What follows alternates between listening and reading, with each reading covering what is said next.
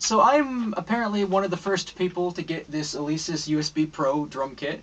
I've had it on reserve for 7 months and finally got it, and I'm really excited and really happy with it. So what I'm going to do is fill in some details that I was interested in that I couldn't find any information about on the internet in the downloadable manuals or anything like that.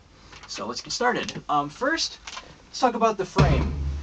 Guess there's some crosstalk. Anyways, the frame, when I first put it together, wasn't nearly as stable as it is now. So what I recommend to do when you put it together, this piece has a bow to it.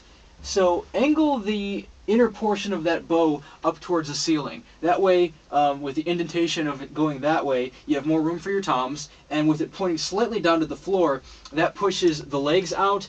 So it's more of a triangle and more stable that way. So just so you know, that's how I got this to be pretty stable. So it's stable, but it's also really light. You can move it around and everything stays together. If you're going to move it, you're just going to want to remove the kick and the hi-hat cables, and then you'll be good to go. Okay, next let's talk about choking. Now, each of the cymbals, the ride cymbal and the crash cymbal, but not the hi-hat, has a choke strip underneath. So, oops, that's not the right kit. Just that. Get my drumstick out here to show you that better.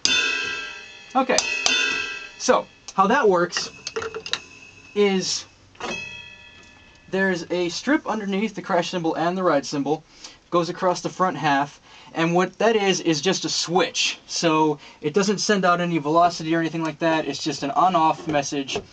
So that's not a big deal, because for now, at least with BFD, I haven't used any of the TuneTrack products with it, but BFD Lite, which it comes with, I've actually just been using the BFD2 demo, but those, although they do obviously have the ability to send out a choke message or deal with choke messages, it's not time variable. So I think it would be cool if you could, say, send out a different velocity from hitting, pressing this harder or something like that, but it's not implemented, and it also doesn't matter. I talked to the people who make BFD, and they said it might be a cool feature in the future, but right now, not a big issue. Might be a future limitation.